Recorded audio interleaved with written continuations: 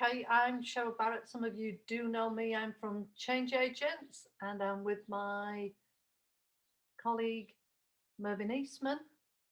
Have we frozen? Are we here? Yeah. Also from Change Agents, as you've just heard, I'm a qualified social worker, but most of my professional life has been in community development. Change Agents used to be a spin-off from a government programme. It was a multi-stakeholder cooperative. We have been in the co-op movement since 2009. We very recently became the Cooperative Guild of Social and Community Workers. And between us, we do cover social and community work. So I will introduce you to Mervyn to say hello. Mervyn is a social worker. He wrote the first book in Europe on safeguarding in social work. He was the director of Better Government for Older People, and he's now a co-director with myself of the Guild. I'm going to say hello, Merv. Thanks for that, Cheryl. I can't really add much more to that, except that I'm delighted to be here. Cheryl and I go back a number of years, I would even say a number of decades, worked together on a whole range of different programs, and I am delighted to still be working alongside Cheryl, often in her shadow, I have to say, but I do my best sometimes to squeeze out and have a bit of a say. Ooh. Okay, so today we're going to present on fair care, the 3 C's of fair care, community development, and Principle 7. And that's the Principle 7 of the Cooperative Values and Principles. So here we are. In this picture here, you can see my son. This is my eldest son, who is a care worker. So we keep social work in the family, and 3 of his sons. He works with people with dementia, and you can see I've got skin in the game. One of the things that we're very clear about in terms of Change Agents and the Guild is that care workers should be valued and should be well paid. And that takes us to the first of our 3 C's really in terms of our concepts. So we're looking at fair care that is fair to everybody, the service user, the service provider, and society as a whole. Have you anything to add to that, Mervyn? No, you just go for it. I'll come in a bit later. Okay, right then, I'm going to go for it. Can we have slide number 3? Okay, so I'm a community worker, and you can see there, Solar-Linsky rule for radicals. And the theory and practice of community development is informed by values and principles too. So when we came into the cooperative movement, we didn't come without values and principles. And as a guild, Change Agents has been working quite hard really to bring together the best of the public sector, the best of social and community work with the best of cooperation and the values and principles. And there's 3 broad headings for community work, and that's the thing it challenges, and I know a lot of people find me very challenging, the ideas it promotes, and the thinking it influences. Okay, can we have number 4?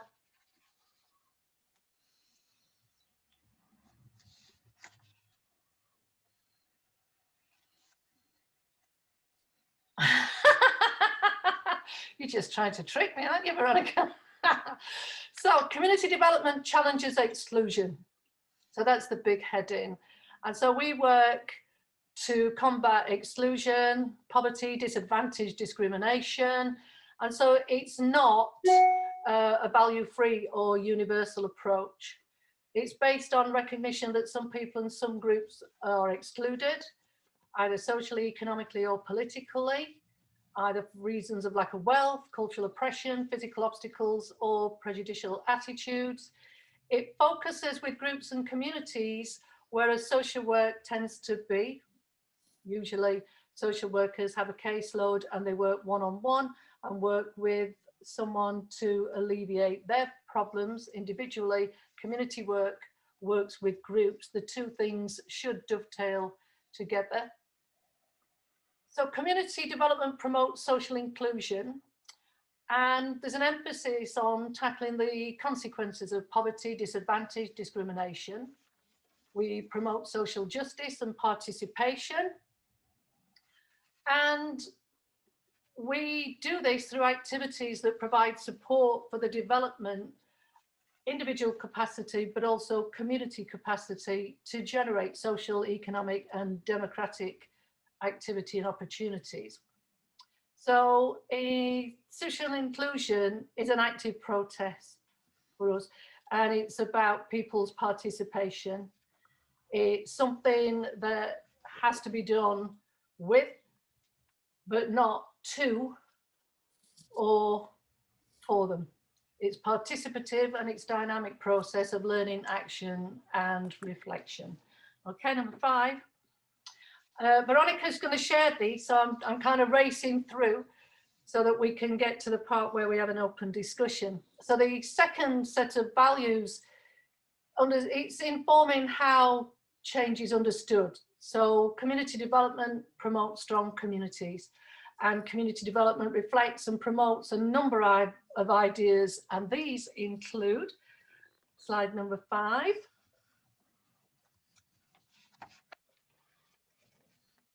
full citizenship. And so Change Agent, so the Guild is all about full citizenship. So as we know, there are many groups who are effectively disenfranchised through lack of opportunity to participate. In this particular case, in terms of looking at social care for older people, we're looking at full and active citizenship, and that the care that we promote is to give disabled and older people full citizenship. It's not do-gooding, it's not benevolent philanthropy, it's mutual and it reciprocates. So you can see that community development workers naturally feel that our home, if it's not in the public sector, should be in the cooperative sector, not with charity.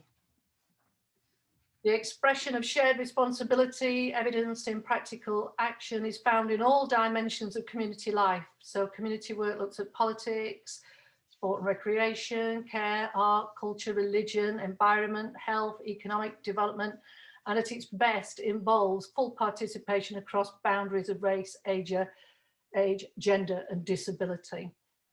And just to all let you know, I am disabled myself. So if I misspeak, it's because if I have to sit for a while, the blood leaves my brain. Sorry and all that. So, okay, we're on number 7.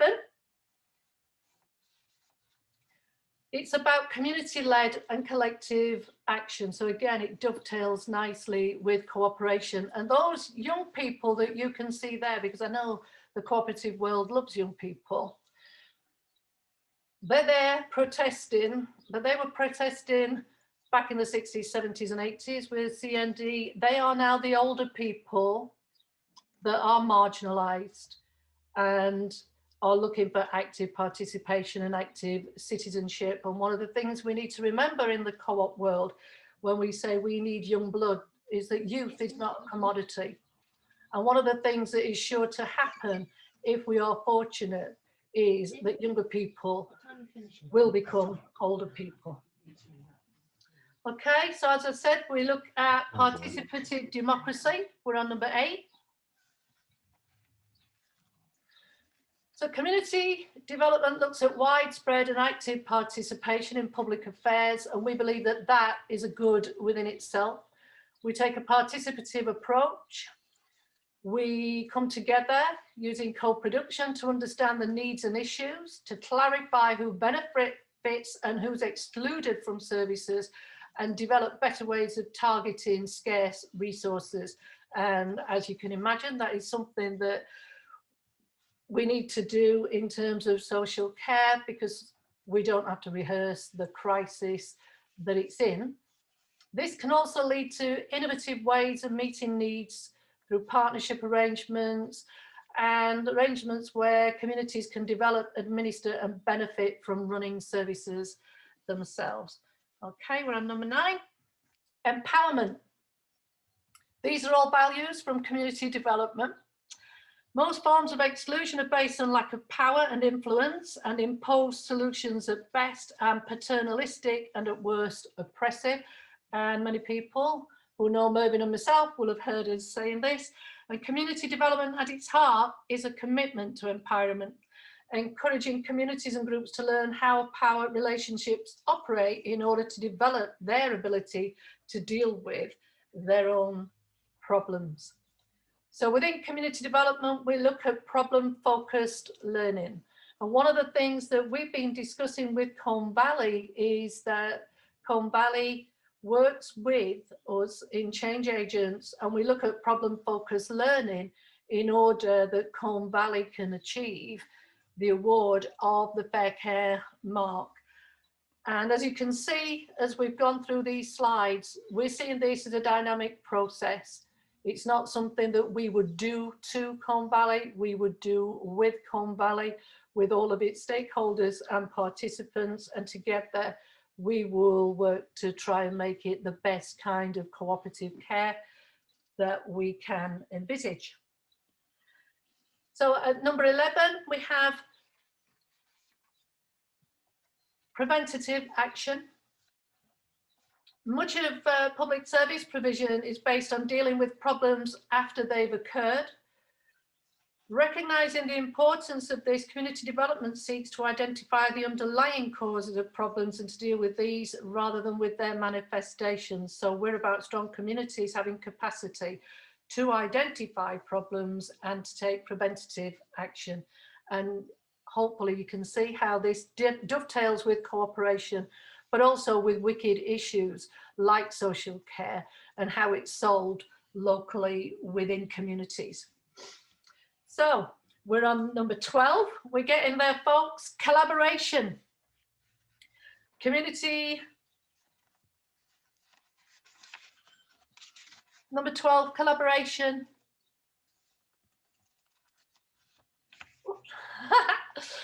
Community development involves collaboration between interest groups, government and citizens. And this is a place, I think, where we do diverge somewhat from cooperation, in as much as we do work with government.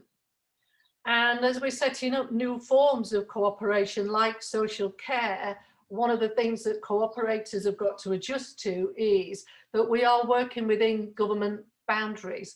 And lawyers will sell you very expensive advice, but basically the law, and we work within the law, that's why it's called statutory services. The law, like Neapolitan ice cream, comes in 3 flavours: can do, can't do, must do. And that is the framework, the situational management that we as cooperators who are coming together using community development approaches would look at Colne Valley care. As community development emphasises collaboration, communities may also be forced to adopt a confrontational position to get an issue recognised. Once it's been recognised, it's usually in the interest of all parties to come together to identify and implement solutions. But part of what we do with community development is not to pretend that the difficult issues exist, but to acknowledge them, put all the agendas on the table, and then work cooperatively together to try to form solutions together. Once this happens, the collaboration is almost inevitable. Once we've agreed that we're coming from different directions, but we want to go together to the same place, that's when we start collaborating. And as cooperators, we would call that community development, co-production, cooperation, the clue being in the name. Okay, so we're getting down there now. Community development influences policy. And hopefully as we're working together with Colne Valley and yourselves and all these people here from the Cooperative Party, from various groups around the Cooperative Commonwealth that we should be working together to influence policy. So the co-op party members sitting here today, hopefully you'll take something away from this. We go back to the cooperative party and we start to influence. And at the moment, the co-op party is in consultation around social care. So we would be putting in our contribution in as much as that social policy that we produce supports the cooperative care that Colne Valley is trying to deliver. Thank you for bearing with me. We've now got to the very end. We're on number 14, Principle 7. A co-op supports the communities it works with. One of the things you will have heard me say in the cooperative world is we inhabit community development, social work, social care, all of this social cooperation that is starting to move within the cooperative movement now, and looking for an architecture, developing a place and a home for us so that we're full partners with the retail societies and all the traditional forms of cooperation. If we do this right, if you go through these slides, if the processes that we do, working together, solving issues around community care, for instance, social care, as we're starting to do that, we will be inhabiting Principle 7, and the much malnourished Principle 7 should say an awful lot more than we support communities that we work with. So thank you. I'll open up the floor for questions now. Mervyn and myself will do our best to answer them.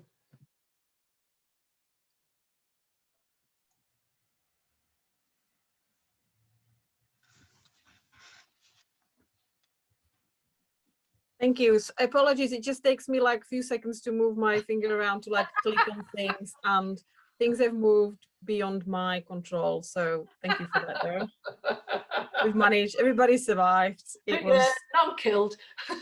Yeah. I'm just wondering, Cheryl and Veronica, whether it would be helpful if I also added a few reflections in the context of fair care. Because I mean, Cheryl quite adequately, absolutely rightly, has homed in. And I suppose one of the questions that we have often been asked around fair care is how it threads through social care generally.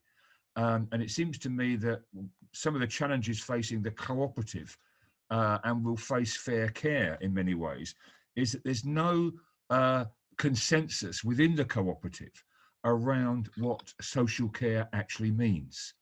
And I think that's something that we do need to address, and therefore defining social care and social work, and also understanding that at the moment social care in terms of the public and political awareness is often around social care as it relates to older adults, and what we're talking about is both older adults but also younger adults and a whole range of people who are in need. So it includes all of us in many ways. And I think one of the other issues that we need to address is that presently, if you research and look at the publications that have come out of the cooperative sector, including the Cooperative Party, there's a sense that social care and cooperative social care is seen basically as upgrading what's already out there, rather than being an absolute alternative to what's out there. And I think that's something that we might need to reflect on. So this notion of ownership, control and benefit and all the stuff Cheryl quite rightly highlighted does need to have a narrative that is understood and accepted within the cooperative. And it's important that Cheryl talked about, quote, the crisis in care. And the solutions that's often given, and this includes from the cooperative sector, is that it's mainly about needing a cash injection, more resources, and integration between health and social care. And our argument in the context of fair care is it's far, far, far more than simply a cash injection or an integration of health and social care. And hence the rooting of community development and social work and Principle 7 within the fair care, our fair care concept needs to be understood. I do not buy into the notion that cooperative care is simply about upgrading what's out there.